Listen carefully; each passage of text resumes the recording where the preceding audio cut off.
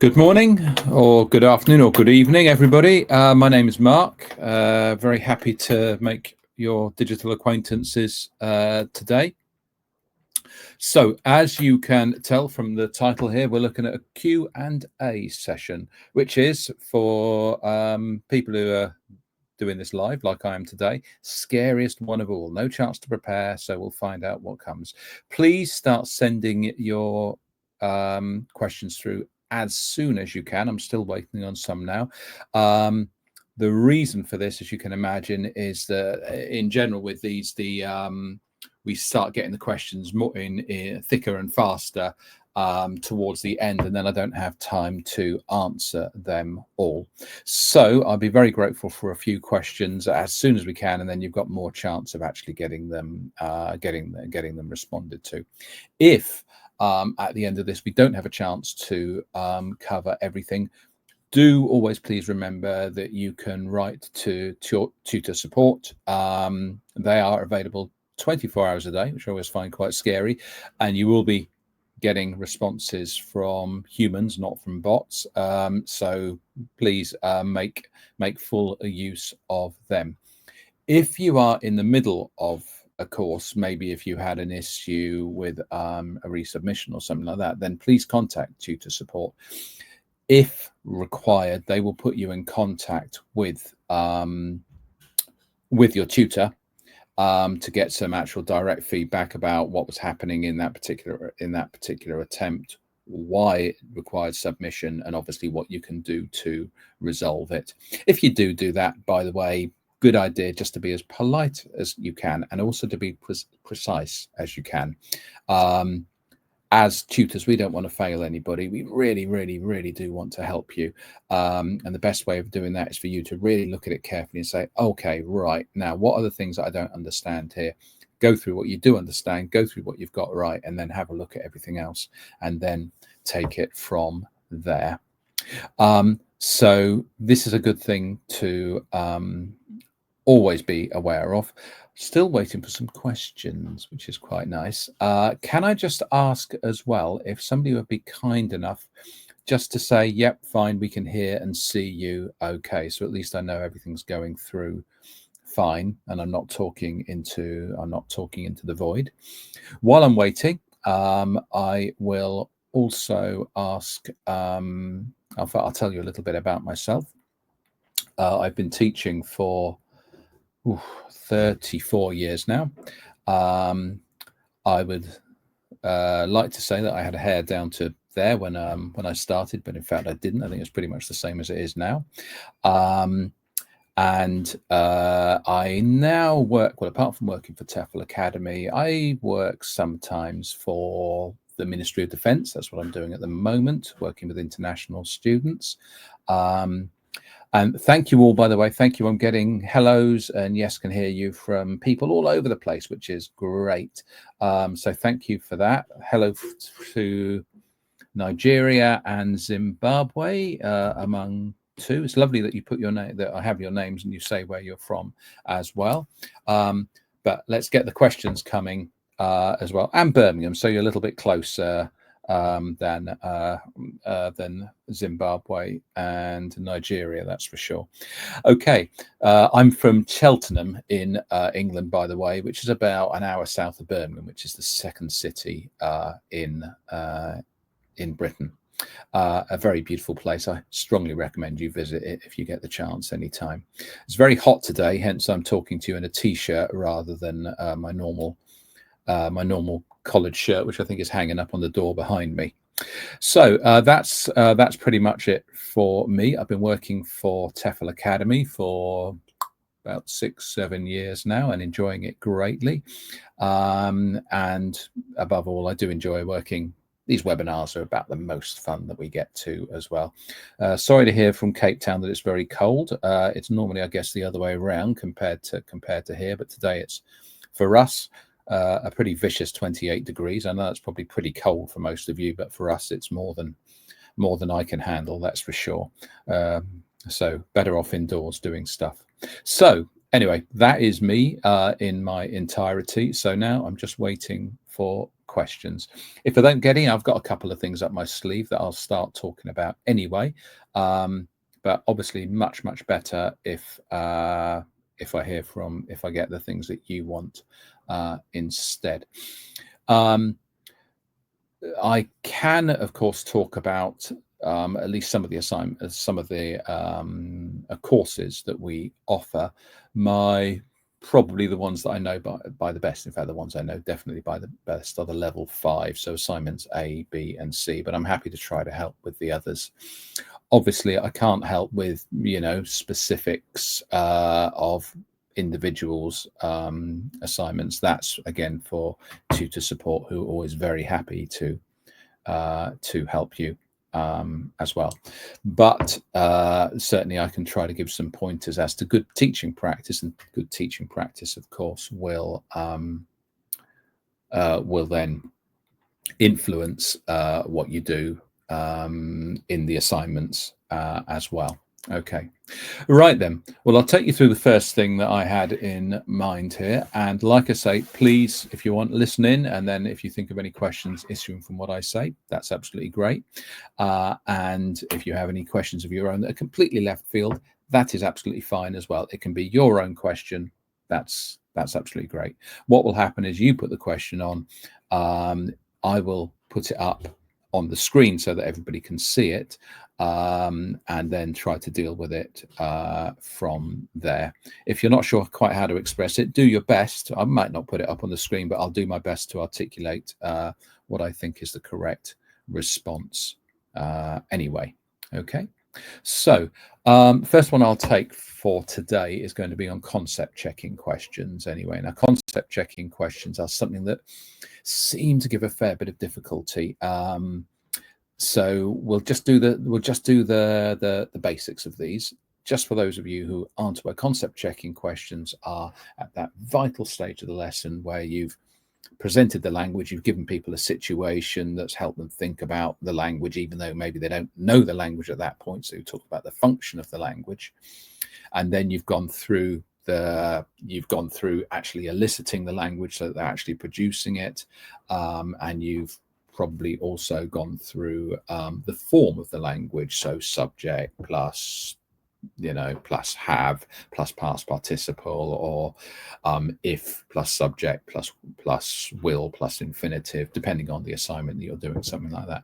So you've gone through the form, but then you need to put it out to make sure that the students themselves understand, and they're giving you evidence that they understand why they are using this language. And this is a really important point. So there's two sorts of questions that you can ask for concept checking.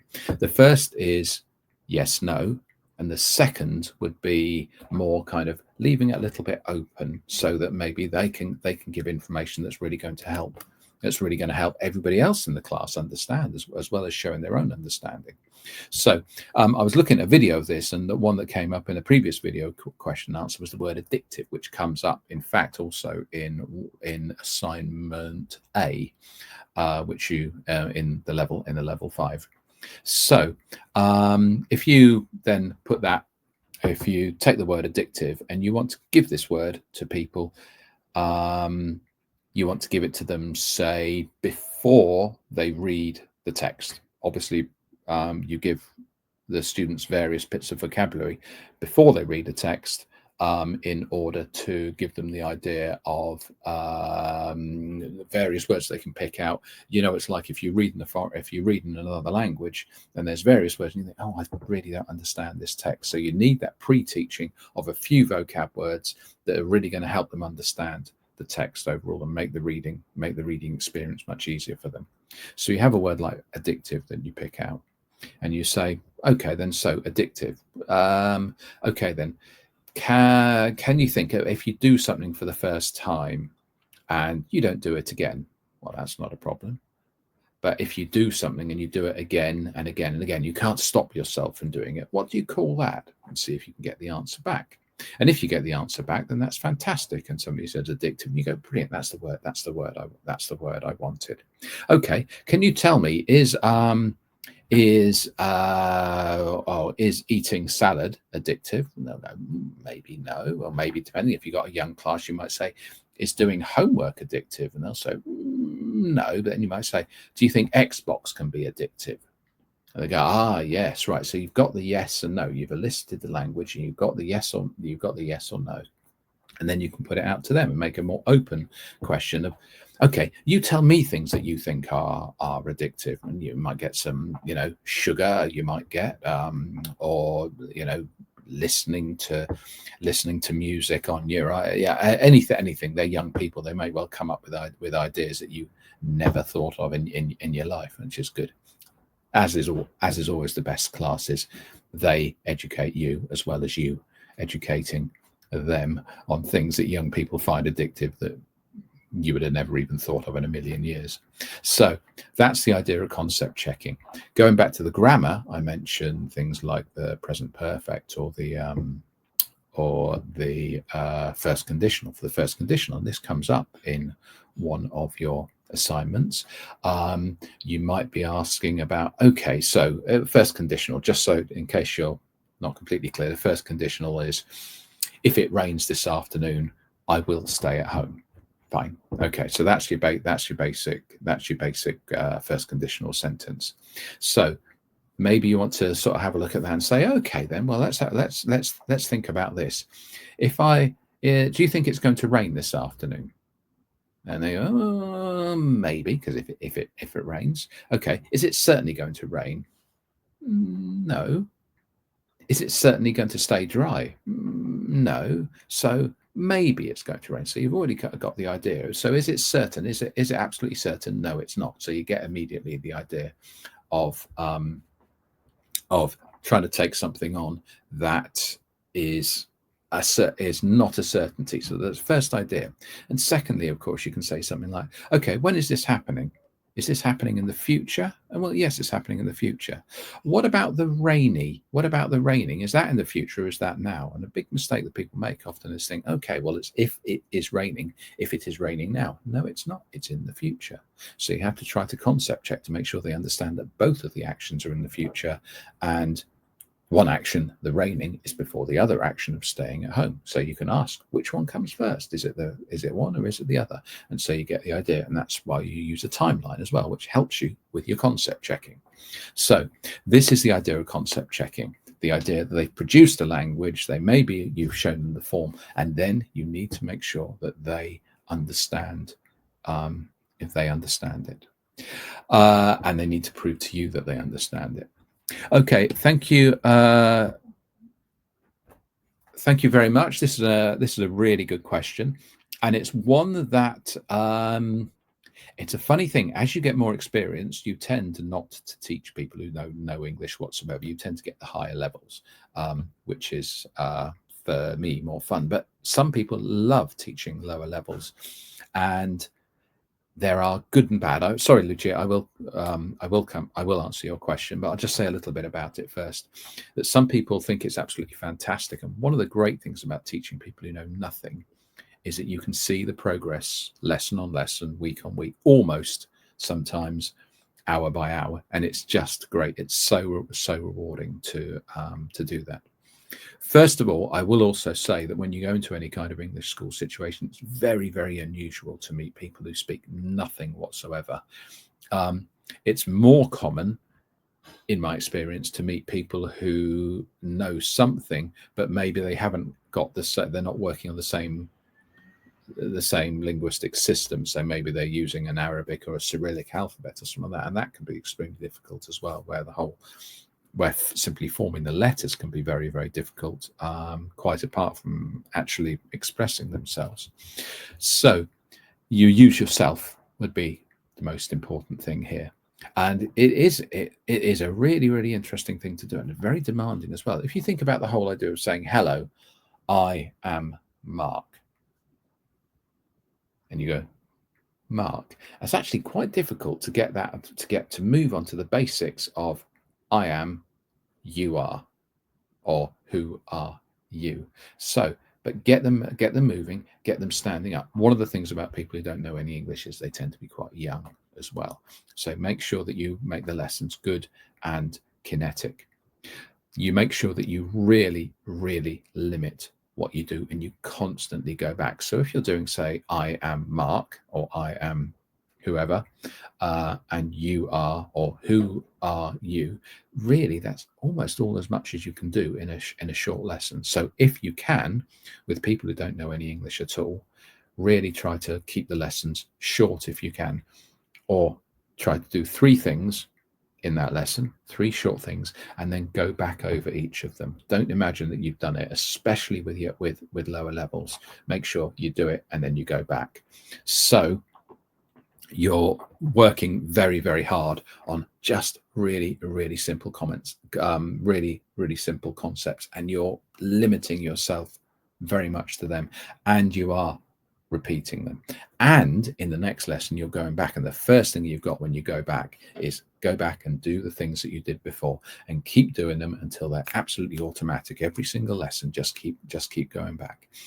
It's one of the problems that you can often have with a curriculum, is that one week you've got to do this, the next week you've got to do that, and the next week you've got to do the week after. Always make sure at any level, but particularly at beginners levels, you're going back, you're checking over the stuff that they did before. Don't leave it behind until absolutely everybody's absolutely great and everybody can stand up and say, I am, who are you? What is your name? Whatever formulation that you decide is the best for them. So you go from there. Second thing is, I more or less said this anyway, but it bears repeating. Make sure that you keep everything very, very short. You think about how much bandwidth just taking up what is your name is, or I am. It's quite a lot of work for somebody when they first start. So get back over it, do it short, go back over it and go back over it, keep revisiting. The second thing is lots and lots of visuals. Make sure that you're trying to engage everything that they've got. So like I say, you've got movement, so they're talking to each other and they're getting a chance to get their mouth around the words by going around the classroom and saying, who are you? My name is, I am, whatever you've chosen here. And then also working on the Lexis. So again, it's nice when you're new that you can do things like, big pictures, dog, cat, zebra, whatever is relative to their local environment. After all, I mean, being English, if you do animals, you tend to do tend to do pets, dog and cat, and you do farm animals. People in other environments would do very different sets of animals. So you do the ones that are important to them as well. So you've got movement, you've got images, you've got a repetition, and I think you've got also keeping it nice and short, but revisiting all the time. And there's also what we call the backwash effect of that. And the backwash effect of that is that they're getting they're without maybe even necessarily thinking about it, they're unconsciously realizing, oh, hang on, I came in half an hour ago, the teacher said some stuff and I didn't understand it at all. Half an hour later, they're doing the same stuff and I'm getting some of it. I'm not perfect, but I'm getting some of it. So there's that encouragement that goes on by improving it every time that they do it, to the point at which, especially if they're young, yeah, I know this, and they're a bit cool. That's absolutely fine if they're like that as well, so long as they've got the language and you keep going back and working on them. Okay, so that is, I hope that answers your question, but please ask any follow-up questions or ask something that's completely completely divorced from that, completely separate, and that's absolutely fine as well to do so. So thank you, Lucia. Thank you for acknowledging. But again, please, if I'm not saying enough, or if there's something specific that you want to ask within that, that's great. And the same for any other questions that anybody has got, because at the moment I've got 21 people in, which is great. 22 now. Hello, whoever it is who's just started. And I've got one question. So, and I really want the questions, because otherwise I'm just doing my own stuff and I can kind of pick and choose what that is. Anyway. Okay, until I get something else in, I'll just take you through a bit of a structure of a lesson, which I've more or less covered a bit in the concept questions, but I think it's worthwhile just going through and thinking about what we actually what we actually do. I have, before I go on to that, thank you. This is a really good question. I'm going to bring this up as well. So obviously you're talking, this is obviously talking about, you're going off to do a job, for which congratulations. If you do, if once and when you do get there. I don't blame you for this. Learning Mandarin is super difficult. Brilliant. And I think that, so yes, so you understand maybe their problems in learning English as well. And that's a great way to start, actually, by respecting how difficult a language, learning a language actually is. Some of you will be native English speakers, and maybe some of you will know only one language. Very typical thing for many native English speakers who are then going to another country and they don't speak anything. You'll be very surprised what you pick up and how much you pick up. You also do have the benefit of being an English speaker. This is very, very useful, because it means that pretty much wherever you are in the world, you'll find that people are happy to help you. And not speaking the language, I don't think that's a terrible thing, to be honest. Like I say, it helps you to put yourself in the shoes of your students, for one thing. Secondly, you'll manage, you will survive, you will be okay. Lots and lots of people, this is their experience, and it ain't easy to start off with, but you do manage, and you do find your way around, and you do and by the time you finish it, in many ways you're a different person to the person you started off being.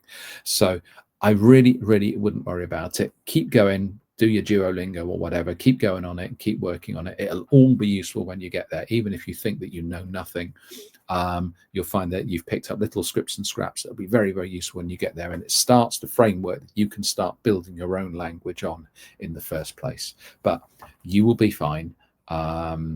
And you'll have a great experience doing it as well. So yeah, you should respect the fact that it's a great idea to learn the language. Don't try to be a little Englander or a little whoever and not bother with it. But yeah, you'll find you pick it up very quickly when you're there as well. That's the last point I'm just throwing out, but it's a very important one. You're there, you're in the middle of it. If you apply yourself, you will pick up the language very, very quickly. And of course, you'll pick it up in the best way, which is you'll start learning and using the stuff that you need the most. It's a very, very efficient way of learning, is to actually be there and to get what you need. And you'll be amazed at yourself in 4 months or 6 months' time as to what you can actually do. Okay, I'll leave that one there. Please, if you want me to follow up on this question, then don't hesitate. Okay. Right. Okay. This is a really good question. I like this one. I like all the questions, by the way. I'm just grateful that you're sending them in the first place. How would you create a CV? Now, your employment history being completely non-teaching related shouldn't be a problem, because we all have to start somewhere. And so I would very much play up. First of all, I wouldn't lie about it. Don't try to emphasize anything. I think honesty shines through in any CV. I have looked at a lot of CVs in my time, and the whiff of dishonesty is always quite strong. So I would be completely upfront about it. I would also very much emphasize the ways in which your current employment history and things that you've done, not just your employment history, but your life, your hobbies, or your other experiences, anything like that, have actually fed into this. The best teachers, certainly in language teaching, I can't really speak for other areas, tend to be people who come from other areas anyway, and they can bring their experience in. I think it's not that easy to be a language teacher when the language teaching is all you've ever done. So I would see it to a certain extent as a strength. And remember that everybody at some time has a CV that has no teaching on it, because otherwise none of us would ever make a start. So think about what you've done. Think about how and in what way it's beneficial, and that will be of interest to the right employer. And if there's some employers that are just going, no teaching experience, no teaching experience, and throwing it all out, that's their loss. That's their big loss, that they're doing that, and they're not the people you want to be working for anyway. If you're honest about your CV, if you have the sense to put forward your best face and to show how you thought about it. The other thing I'll point out about that is that nowadays, as an employer, you get bombarded with generic CVs where people are simply applying for absolutely everything and they're not customizing it. So very much customize your CV, not only if necessary to TEFL related jobs, but also to the to the specific place, the area that you're looking at. Show that there's you've also got the covering letter, covering email nowadays. Show that you've actually had a little look at the actual school or the area, the reasons why you want to be there. I think that would be really, really important as well. So customize, a bit of diligence will go a long way. Okay. Thank you. This is again a really good question, and I do I do really like the fact these are coming in from all directions, which is keeping me thinking. So yeah, really, really good question. This is it can be a tricky one. I think the first thing with this one, and those of you who are listening to me and you're less than 40 will find this much easier than people like me who are doing this for the first time, having barely known what a computer was until the age of about 20, 25 or 30,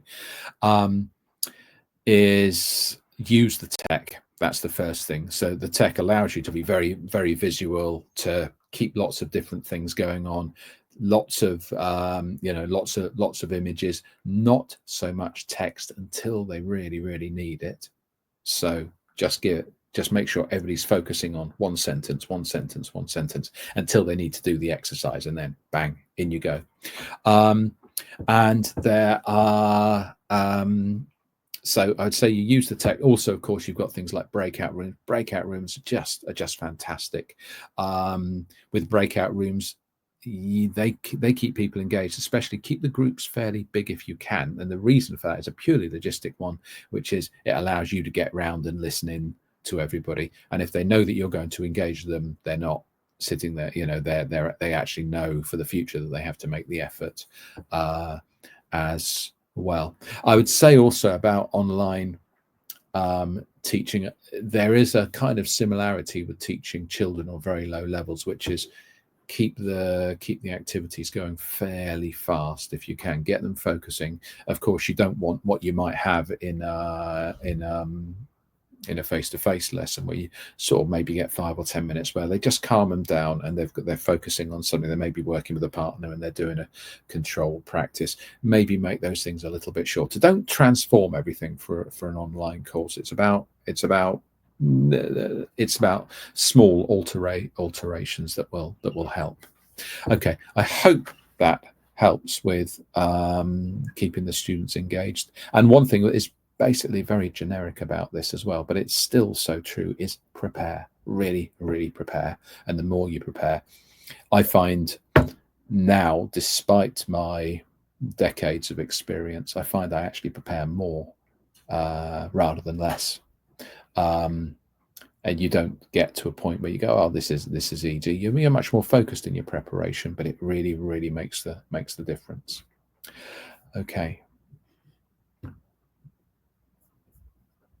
How can you stand out in TEFL related work? I will take this to mean you're talking about your assignments. If I'm not, please, if that's not what you mean, please add something quickly, and I'll see what the and I'll try to adjust. my work, or what I'm saying to that.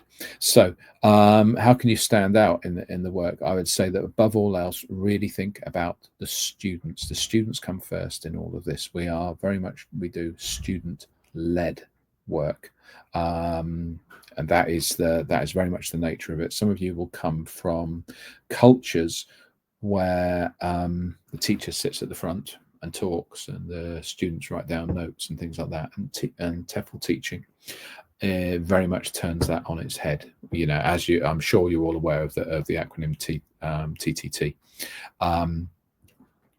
That is, you know, about teacher talking time. We get away from the kind of the lecturing and the didactic idea, and we move into the putting it out there. So, for instance, in assignment B, for instance, you have the dialogues that you have to present. You have the elicitation of the target language, the elicitation of the form, and the concept checking. Well, the concept checking now can just be a couple of questions if you want it to be, but the first two parts, the elicitation of the target language and the elicitation of the form, are meant to be in dialogue form. And if they are, really think about every question you ask and think about how those questions will lead the students to the to producing what is required, i.e. the target language or the form. Put as much out there as you can. That is what I mean by student-led. Really put it over to them. With the control practice is normally done quite well. You know, gap fills and multiple matching and things like that. Things with what we call scaffolding, where they've got a certain amount of the language already, and they just need to add the finishing touches to show that they've understood, you know, what clause goes where, etc. That's tends to be quite well done. But the free practice, I always think of as being something where, and this would also be, say, the last section of assignment A, for instance, is always also the question here. And it's also partially in all three of assignment C, but certainly in the last part, what we call the follow-on task in assignment C, which is the third of the three. And each one putting things out to the student, but giving them enough guidance that they know what they've got to do and know what the end goal is. So in the elementary, which is assignment A, think about how they can operate with freedom using the very limited amount of language that they have. In assignment B, which is based on teaching the first conditional, think about how you can really try to get a conversation going, but they need to know. There's no point in just saying, go and have a conversation with using the first conditional. They're clearly not ready for that. But think about a situation that then asks them to create the first conditional. So, of course, the first conditional is about making plans. So get them to make a plan about something, or maybe have some sort of role play where there's a negotiation going on, maybe between a child and a parent. You know, if I do this, if you do this, I will do that, or something like that, a negotiation. And for assignment C, the follow-up task is obviously going to be based very much. That's a bit of an easier one. In assignment C, you have the set text, which is based on a topic, and just to get them discussing that particular topic, have questions that you can ask, and think also about the dynamic of the class. Don't just say discuss it. That's one for standing out, is to actually think about the dynamics of the class. So you're not saying to the class, discuss this, because if you do that in a class, you'll have the two strongest ones will talk, but everybody else will keep quiet. So think about how to keep the group smaller in the first place, so they get a chance to rehearse what they're going to say before you then open it up and allow them then, having said it a few times, they can then maybe have the confidence to say it in front of the class as well. So this, I think, is a big one. So those are the ones that I would say, those are the ones that I would suggest for standing out. Really pay attention to the structure, the PPP structure, and pay attention within that to, in the teacher language document, to the elicitation of the target language, the form, the concept questions, and like I say, making sure that for both the practice activities, they have the correct amount of guidance, and for the second, the free practice, the sufficient help to be able to try to start having more spontaneous conversations and using the language themselves. Okay, I hope that kind of helps there. Okay, Right. Hello. I've had to search for jobs abroad to teach English, but I have noticed there are countries that are looked at to apply for certain opportunities and have a degree. Okay. Sorry, Daisy. I'll ask you. There's not really a question in there. I'm not sure what the question is here. Sorry, I should have looked more carefully before I clicked on this. But I'll ask you. Could you actually ask a question with that? So if there's a problem here, what's the problem that you want to get around, so to speak? And I'd hope that would work for you. Apologies, Daisy. I should have been a bit better with that one. Okay. Stand out in the interview process. Thank you, Mel, because Mel, you also asked about standing out in the TEFL related work. So yes, this is great. In the interview process, honesty and being yourself, which I know is such a cliched answer, but there really is nothing better. I would say standing out in the interview process is largely about the same as success in the lesson itself, which is about preparation.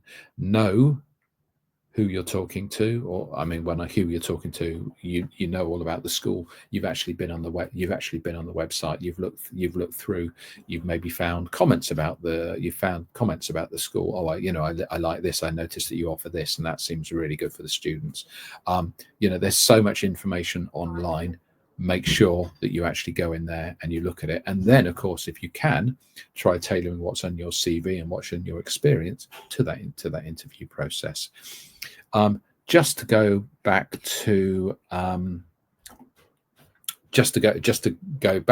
what we were saying before. Again, that honesty of, this is my experience. How can I tailor my experience to what you are what you are looking for in the first place?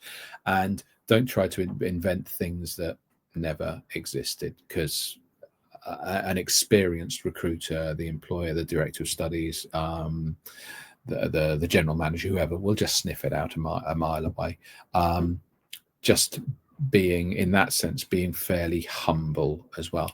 And I speak as somebody who has conducted many hundreds of interviews, and in many ways, I'd much rather have I wouldn't say I would prefer to have, that's far too blanket, but there have been times when a younger teacher or a newly qualified teacher has said, I'm here, I want to learn, I'm really enthusiastic, and not just saying it, but have shown the preparation they've done for it. Is much better than somebody like me going into an interview saying, look, I've done it for 34 years, mate. I can do it standing on my head. I can do it, no preparation. I can just go in there. Oh, it's easy.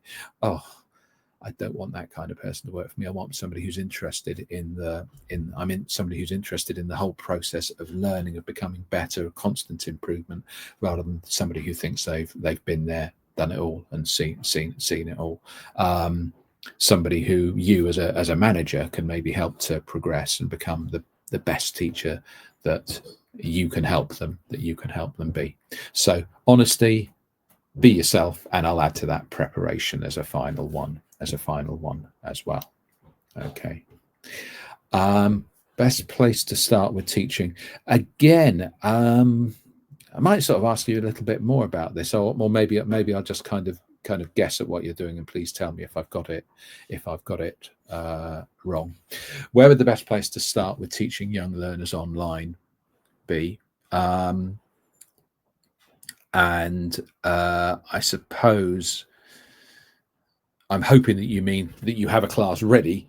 What do you have to do to start? So you actually have you're not looking for work in this place. You have the work, and you're thinking, okay, right, this is what I now need to embark on. So I'll take it as that. Again, please tell me if I've got this wrong. So again, you probably do have some experience more than you know. The first thing you can do is click around, so to speak. So start working out if you can even just get a couple of friends to join you, or family or whatever to join you. So they're the students, you're the teacher, and you sort of stick them in breakout rooms or something like that. So you just get used to the action of doing things like that. So you're not messing that up in the middle. in the middle of the lesson, and sort of like they go, oh, sorry, stay with me, hang on, I'm trying to do this, I'm trying to do that. Just keep on, just keep on, just keep on keeping on until that becomes instinct, and that takes away a huge element of the stress of a lesson, and then you can concentrate on the teaching as well, which of course is what you're there for after all. So I would very much go for that. And after that, also, whoever your employer is, ask them for tips as well. I mean, as we do here, if you can, there'll be sort of sample lessons and things like that. Go on there, look at sample lessons, look at other people's conduct on the lessons, and how they did them.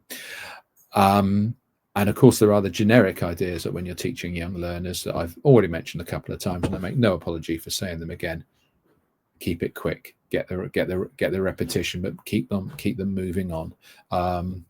They'll get they'll get itchy bottoms if they're sitting there for too long. So really keep it going. I'm also assuming, by the way, that if you're teaching young learners, you shouldn't really be in a situation where you're teaching dozens of them. One-to-one is by far the most effective with young learners. And if it is, then really try to respond to them. One other thing that they tend to really enjoy is drilling, pronunciation drilling. So even if it's a simple thing, just get them to something I would do is say, again, using the simplest one, I am Mark, and that's right. And so you go, I am, and then back chain it. So am Mark, and of course you use their name, and then you can start stressing things like saying angry, and then I am Mark, and things like that. I'm happy, I am Mark, and anything like that. It makes them giggle and they enjoy it. Never go too far with it, because otherwise you get them too hyped up, and then you've lost them for the next 10 minutes. But something like that, and drop that in quite often. So things like that, and you always get like little jokes going with them as to how you do things, and it's a lovely way of teaching. It's a lovely way of bonding, because you're turning it into play, which is really what they need it to be. Okay. Videos requested. Do you know what? I may be too old to even answer this one, but I'll do my best. And if I mention any rubbish here, please forgive it, and just take anything good out of what I have to say. Same thing. Honesty. Now, I would say, don't make it too gimmicky, because it's not gimmicks they want, it's you that they want. But at the same time, give some appearance of effort. This is like a CV. This is a chance to show some sort of critical engagement, of diligence in this. So I think that those are the kind of the important things to work on in anything like this. So I would say, you don't need to hang yourself upside down from the ceiling and do backflips. Say who you are. Say it nice and clearly. Remember as well that they probably won't spend that long on this anyway, so don't make it too long. I mean, often I think with these things, there's limits as to how much you can do. They don't want half an hour of your life, because they're going to make, as people do, they're going to make half of their mind up in the first 30 seconds. So make those 30 seconds as straightforward. Look at the camera, say who you are, say what you do, say why you are interested in this. I think one of the only tips I would really have is talk about the class. When you don't have much experience, then it's easy to talk about, I want to travel, or I really want to see this place. And it's lovely to put that in at the end. But an employer doesn't want to feel like they're a hook for you to hang your hat on, that I want to travel to this place. I want to do this. So I might as well do some teaching, because that'll help pay for it. They don't want that. They want to see your engagement in the teaching first, and the travel or the whatever else you're going to do is kind of secondary to that. So I think maybe the tip out there, if you take one thing away from my verbiage, for which my apologies, I would say talk about the teaching, talk about how much you'd like to do the teaching, and add what we call the extrinsic motivation. So the travel, the travel or the change of life or whatever else. Put at the end. Go for the intrinsic, that you want to be as good as you possibly can at what you hope that you will get the chance to do with them. And again, that's one of the things that doesn't just help you get a job. It maybe helps you get a job with the right school as well, because schools, like students and like teachers, are of very varying qualities. And as a new teacher, to get to one that's interested in developing you and helping you is gold dust. That's really, really important to try to make that connection if you can. Okay. Tips to give to a complete beginner in the teaching field as well as in this course. Well, to be honest, that actually probably accounts for a large number of people. Also, people often think that they're complete beginners, and if you look back through your life, you'll actually find, well, maybe you weren't actually completely. That some people are, yes, but for some of the reasons I've already given, I don't think being a complete beginner is that much of a disadvantage sometimes. Like I say, you have to present yourself in a certain way. I would say take your time over reading the course materials and make sure that you understand them. And nowadays, as you can do this, go multimedia. Now, you can do that through the TEFL Academy website. You know, there are videos available as well, and they are great. But go further with this. And so I would say start early, work hard, look for outside stuff as well, outside information. You know, there are a million lessons online. And don't just watch them. Try to watch them and maybe think, okay, what am I looking for here? Am I looking for the concept checking? Am I looking for the elicitation?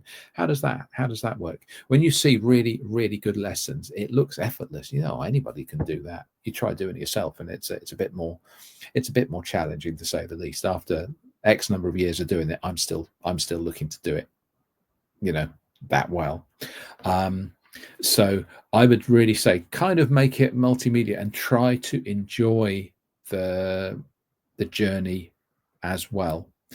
And a bit like what we were talking about before with learning a language beforehand, you might start off thinking, oh, blimey, I just don't know that much. But the more you've learnt on the course, and it's not just about the mark you get or anything like that, or the comments that you get, about how much you've picked up. And then a lot of that all of that hopefully will be manifested in your lessons and make you become a better teacher quicker if you've actually done that. So my tip, such as it is, and there's no is that there isn't a shortcut. So in a sense, there isn't a tip. It's really enjoy the journey, be diligent about what you do in learning, and if you're diligent in the learning, then you'll probably be diligent in the teaching as well, and that will make you into a good teacher. And the reason to be a good teacher, by the way, I know I sound a bit up myself by saying this, but the reason to be a good teacher is the better teacher you are, the more you will enjoy your lessons.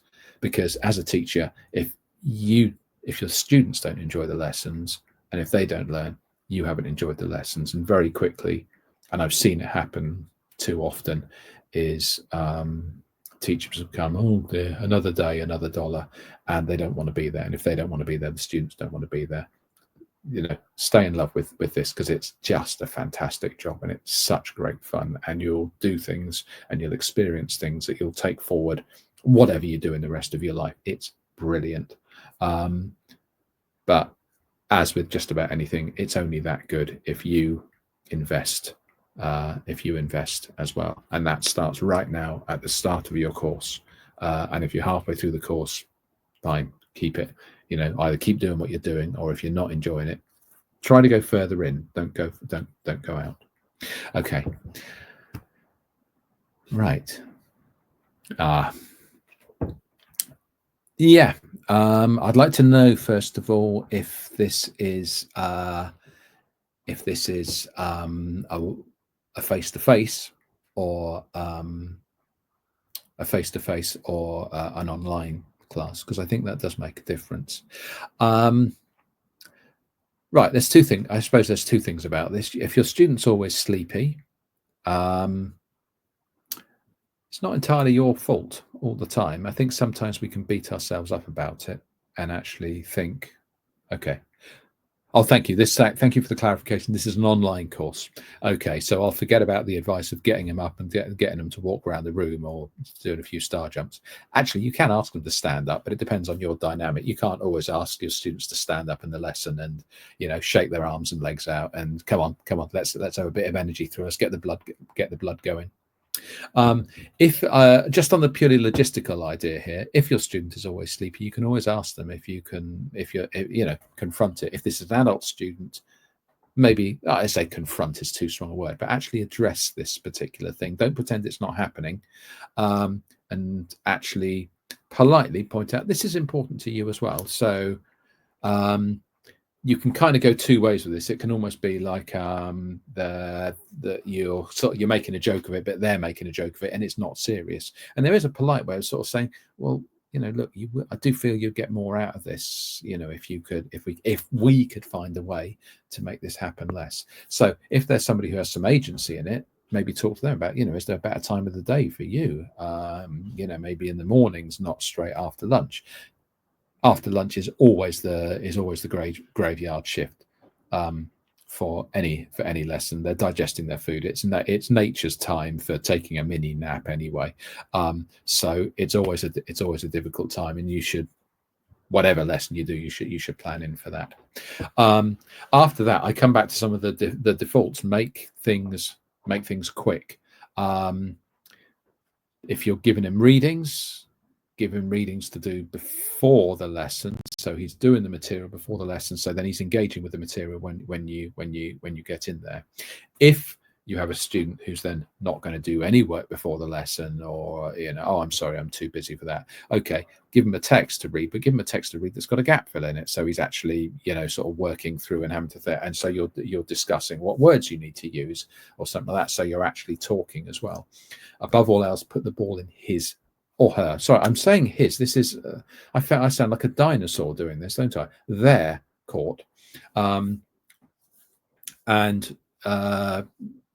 make sure that they are therefore doing the onus is on them to do the work. It's much easier to be sleepy when the teacher's talking, and there's always a sort of vicious circle of a teacher isn't getting the response from a student, so therefore you start talking more, which of course actually then tilts it further that way, so the student's taking more of a back seat, and it gets worse and worse. Try to be aware of that and try to get off it, so you're really putting it out there, making them do the work and then coming back. So that, again, teacher talking time would be would maybe be one of the ways through this. If you know them well enough, if you've got a decent relationship, yeah, do get them to stand up and come on, you know, let's both do this. Just shake out your arms a bit and then let's sit down. Got the blood going a bit. Come on, let's focus for this. I would say that's probably as good. It is difficult because if you have a student who's maybe pushed in there by mum and dad, and they just don't want to be there, it's not your problem, and you shouldn't think that it is your problem. And if you're not getting the response from somebody and you're doing everything that you can, don't beat yourself up about it. See what your situation, you know, it obviously depends on your individual situation. If you can walk away from it, then, or say, look, it's not working for me, you know, can you give them to somebody, whatever. I don't know what your situation is, but sooner or later, I think you have to say, when you've done your bit and you're not getting it back from them, and you've gone through the process and you're doing everything that you can, if you can walk away or find something better, then do so. That is it. But above all else, whatever happens, don't beat yourself up about it, because every teacher gets students like that, and occasionally classes like that, and you do your best, you do your absolute best, and if that doesn't get the appreciation, well, you know, it's not that the customer is always right, the student is not always right. That is most certainly the case. Okay, right. Oh, good, thank you. I don't know how to pronounce your name, but thank you for saying that you're enjoying the level 5 course and enjoying it. Keep it going, that's great. Okay, right then, your knowledge of, okay, so you can all see that that's a nice one, and thank you for your honesty here.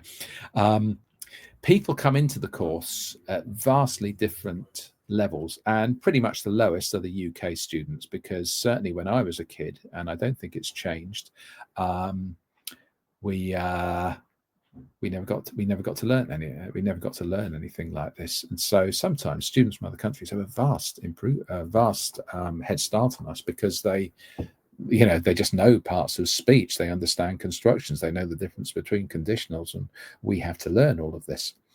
So it depends. It might not just UK. Obviously, there's quite a lot of other countries that don't teach this stuff anyway. Do not stress about it. When you start teaching, then make sure that you know the target language. That's very, very important indeed. Given your specific situation there, Lucia, because you say that you've completed units 1 and 2, so I'm guessing you still have assignment B to go. I'll tell you this for nothing, because a lot of people fall down on this. Make sure that you understand the first conditional.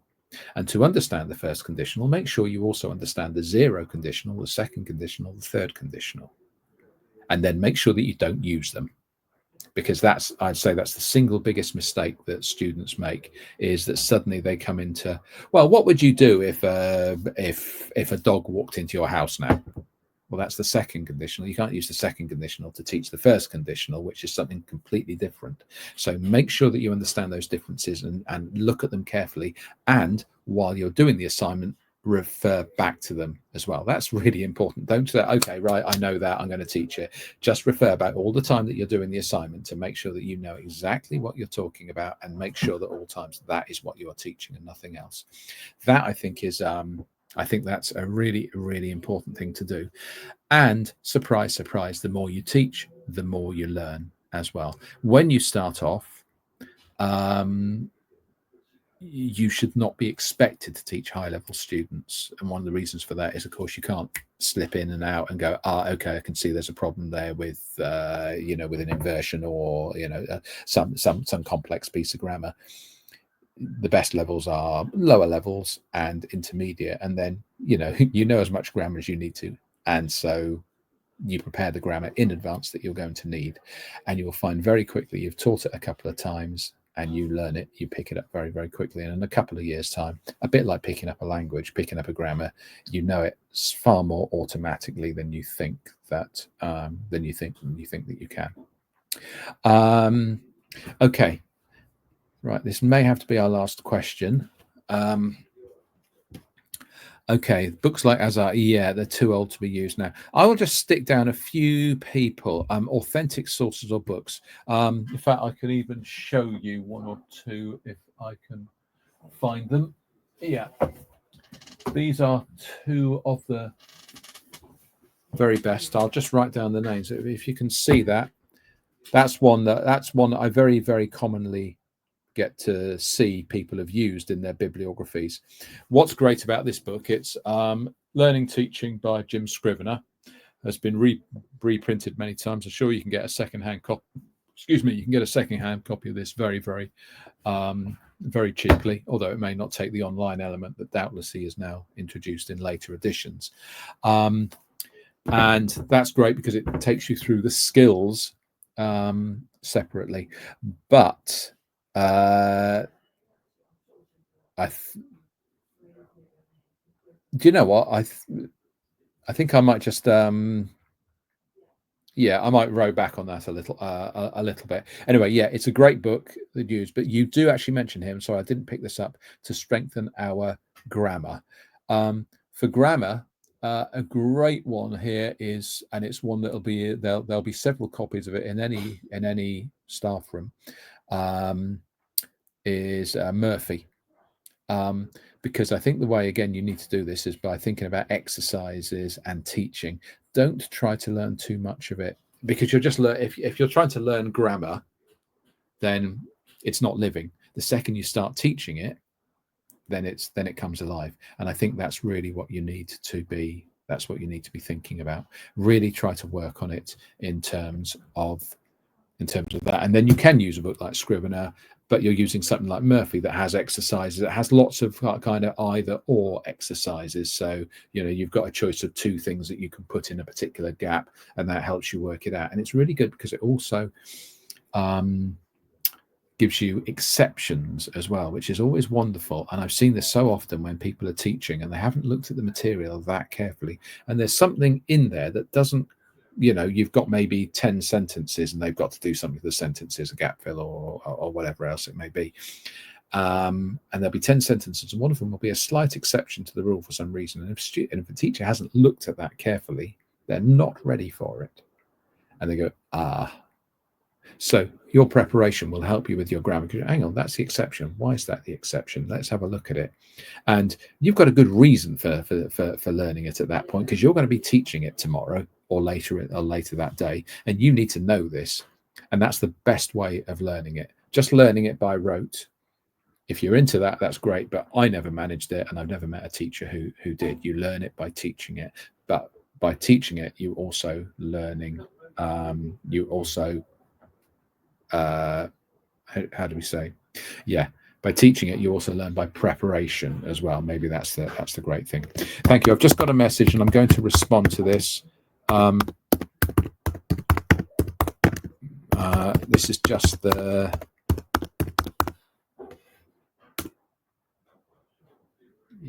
Okay, I'm just putting this up now. That was the book that I showed you, Learning Teaching by Jim Scrivener, which is still, I think, the best general book on teaching English that you can have.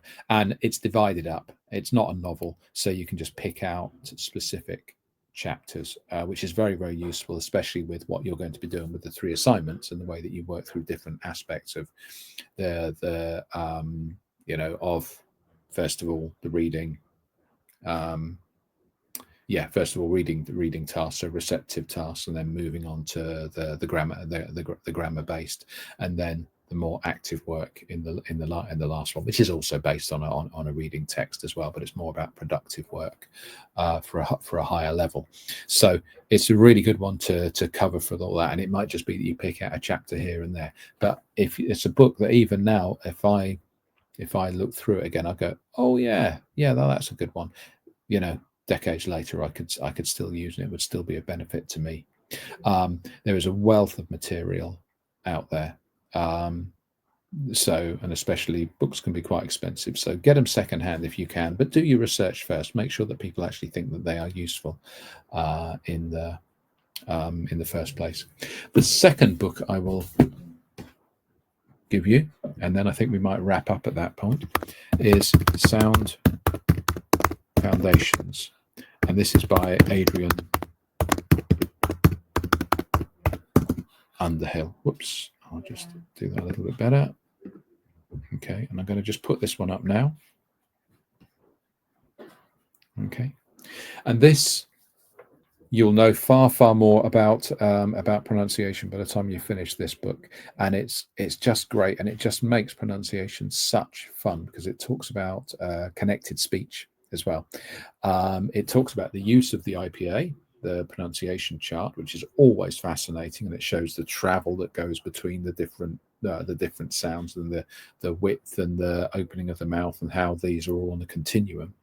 And it then also goes on to connected speech and the way that English people link things together, and that is such fun for pronunciation. And what you don't want to be doing really with pronunciation is teaching a pronunciation lesson, but what I would always like to do is to have it as what we call a leitmotif. It's a recurring theme throughout any lesson. Is somebody gets a word, then okay, let's work on that word. Let's go back over that word. Let's back chain that word. Let's put it in a sentence. Let's see how it connects with the rest of the sentence. What are the syllables that we drop in? What are the syllables that we take out? And you can just have a tiny, 4 or 5 short words together, and you can get so much out of it. And as I said before, you can then say, okay, make it a question going up at the end. Make it sound angry. Sound happy when you say it. Whisper it. When you shout it when you say it. You have so much fun. And I'm working at the moment at the Ministry of Defence. I'm working with senior military officers, and they're big kids. Well, some of them are nearly my age, and some of them are older than me. And we still have such fun doing this. It's not something just for kids. They really enjoy it and they understand its worth and they throw themselves into it. And that has been my experience in, you know, as long as I've been doing that. The more you know about pronunciation, the more fun it is, and the more that you can demand from the students. And it's a great thing, and it's a great principle throughout everything you're doing. I think I'll say this, and then I'll shut up and go. But it is a really, really lovely thing if you think of English teaching, language teaching, as not just, okay, we've done this, we've got the words in order, that's it, fine, we move on. It's okay, we've done this, we've got this bit of language, we've got this, now what can we do with it? And that can be in pronunciation, or that can be in so many different realms where you suddenly start using it in different ways. And that is something that is so beneficial to the students, that they get to play with the language as well. And to play with the language, you need to know a little bit, but it's such a beneficial thing and such an enjoyable thing for the students as well. Okay, thank you all very much. Questions were absolutely great, and I really, really appreciate them. If there's any there that I haven't managed, then please get on to tutor support about them, and if necessary, it'll come through to me. As you can see, you've got here the YouTube channel. They're all there. You don't need a code or anything like that. They're just there, open for you to have a look at, and have a look at the titles in a lot of them, because there's some really interesting ones in there as well. And I think that there are certainly webinars about each of the individual assignments. So again, part of expanding, make sure that you work this one out as well. Have a look at those, take a bit of time and look through them carefully, and they'll be very, very useful to you, because you can always try to you can always try to get through and do an assignment quickly because you're in a hurry. Much better and much more beneficial to take the time.